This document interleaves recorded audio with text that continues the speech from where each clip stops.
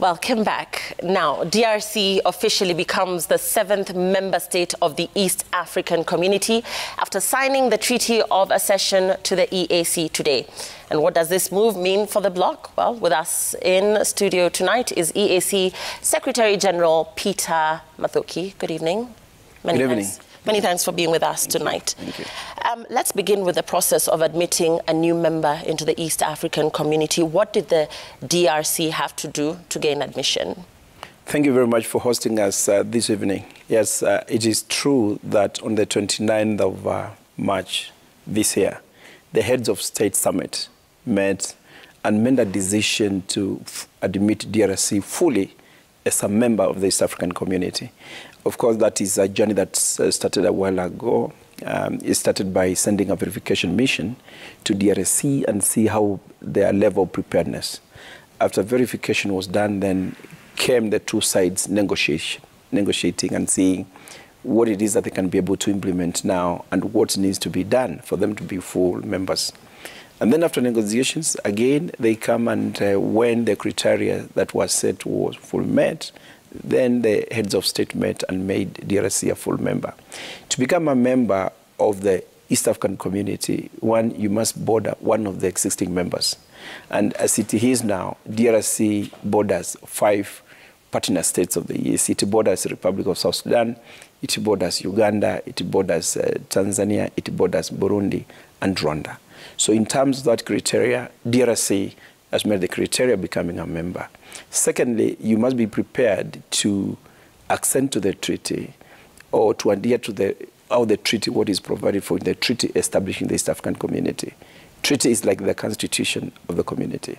And therefore, if you are ready then to follow and adhere to what is said in the treaty, then obviously then you qualify to become a member of the East African Community. And that is why DRC, with all those considerations, heads of states met, and with all the preparations that were done, a lot of work came in, of course, for the last, let's say, 10 months or so, 1 year. And we must appreciate the great leadership that was offered by the chair of the East African Heads of State Summit, President Uhuru Kenyatta, who really set the stage and really moved around to around every member state or member of the summit to move toward this direction. Right. But again, all the members of the summit were so much aligned to this. Yeah. So what are the implications for partner states? What does this mean for the other 6 partners? What it means that is now we have a membership that is more than because before we were 6 members, 6 partner states of the EAC. Now with the DRC, we have 7 partner states of the EAC. So what it means is obviously now it's an expanded community spanning from the coast of Indian Ocean to the coast of the Atlantic. So means now the East African Community spans and cuts across the entire continent and all the benefits that come along with that. Looking at it, it means, therefore, before we were trading mostly within the intra-trade within East Africa, where we enjoy, of course, the common external tariff, meaning the tariff regime that we use of moving goods from one country to another is special in a manner that goods that are coming from outside East Africa, they enjoy different tariff regime rates than the ones that are produced here. So it means now DRC coming in, they should be able now to trade easily with the other partner states of the EAC. Before the DRC joined the community, they were consuming only 11% of the goods of all the partner countries of the East African Community. Right. And they were getting about 30%, 35% of their goods they consume in DRC from China. But now, with their joining to the community, it means now we have a common tariff regime. And therefore, if we produce goods in Kenya, you can easily sell them in DRC using the same tariff regime. Right, and talking about tariffs, what happens going forward? And I want to read out this quote to you. The EAC has a common custom union and has standardized and ratified rules to allow one currency, one free market, and free movement and residence of all member citizens. So most of these plans are still on paper. And even as you talk about the benefits for us trade-wise in terms of tariffs, when will these plans actually be realized? One currency, there's been talk of a free market and free movement and residents of all member citizens?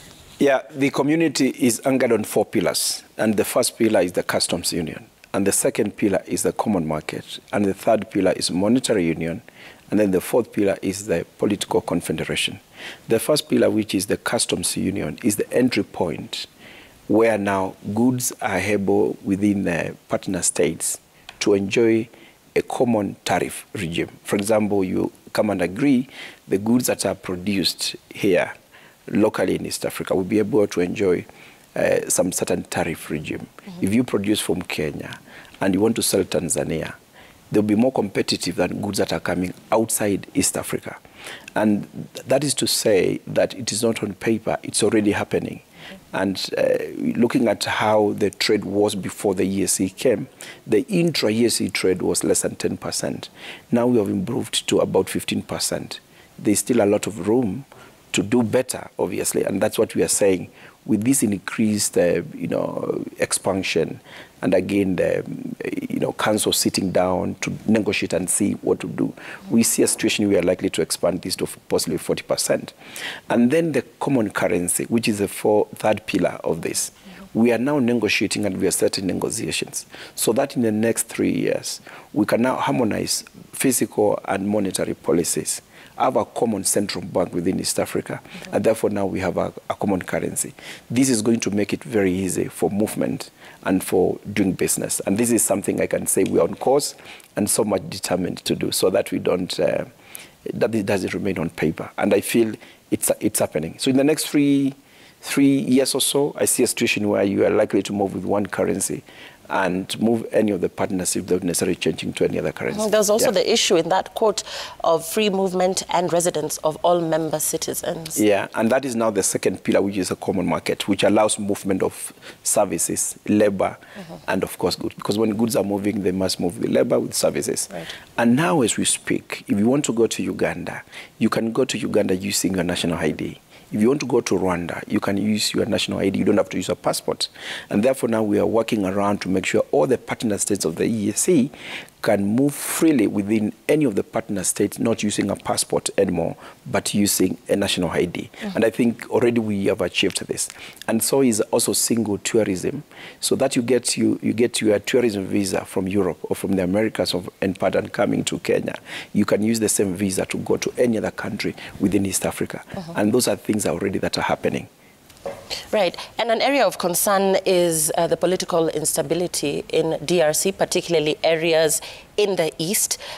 DRC, like you've rightly put it, shares 5 borders with five of its members right now in the East African community. And therefore, in terms of the political instability that lies there in areas of the eastern provinces, was this the right time then to admit the DRC into the EAC, seeing that the situation there at this time is still volatile? I think it was a very strategic move on the part of the heads of state, bringing DRC on board. Because and what they did today was now signing to the treaty, meaning that we agree to adhere to what is put in the treaty. And some of the provisions of the treaty say we are ready to adhere to the issues of good governance. We are ready to ensure that peace and security across the region.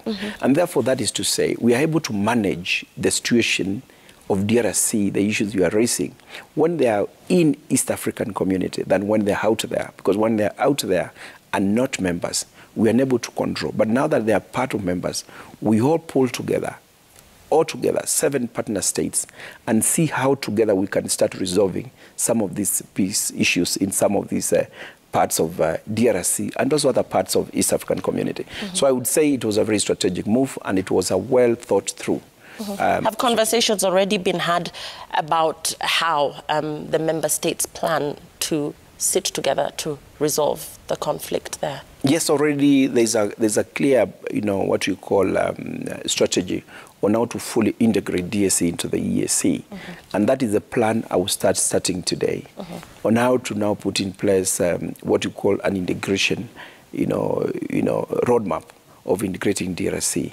And there are economic issues, but also there are issues of peace and security. And therefore, all of us converging and identifying how do we together resolve this. And I think the chair of the summit himself is so much seized into this and so much prepared. And from the discussions that we've been having, both by the Council of Ministers and, of course, the summit, this is a priority.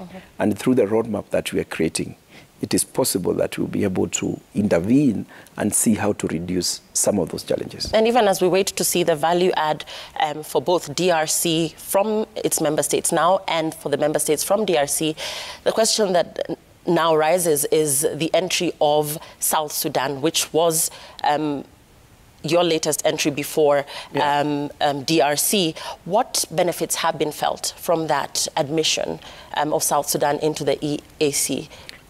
I would say one of them, of course, is that besides the issue of market and investment, if you go to Juba now, you find a lot of investment coming from other partner states of the EAC. But I would say management of the peace situations in the Republic of South Sudan is largely managed by, supported by partner states. I know, for example, the chair of the summit has identified a special envoy to the issues of bringing peace in South Sudan, His Excellency Kalonzo Musyoka, who is a special envoy to this. And what I would say is this: if they were not members, it would have been very difficult, for example, to identify a special envoy for that purpose. But in the wisdom of the chair of the summit, President Uhuru felt that now that they are part of members, how can we help South Sudan? And that is what we've been doing. We've been trying to help them through the stabilizing their peace issues, but also we've been also trying to see how we can support and build capacity of their private sector so that they can meaningfully benefit from the community, but also ensure that the rest of the partner states feel advantaged to have South Sudan join the community. So strategically speaking, it is the right move. In terms of how long it takes, there's a clear roadmap on how to fully integrate the Republic of South Sudan into the EAC. And therefore, circumstances are different. The DRC circumstances are different. The Republic of South Sudan circumstances are different. But we shall deal with them as they come and as they are. And I am convinced, and looking at the determination of the heads of states and the summit, they are determined that we integrate this bloc so that we can remain competitive globally in terms of our economics, but also politically, global dynamics. We should be able to speak in one voice. And therefore, we influence the global dynamics, as it were. Right. We should be able to speak in one voice and influence global dynamics. Many thanks for your time. We've been talking to EAC Secretary General Peter Mathuki. It is a historical day for the DRC. DRC officially becomes the 7th member state of the East African community, and that is a big deal for the DRC as well as the East African community indeed. We're taking a very short break. We're back with more. Stay with us.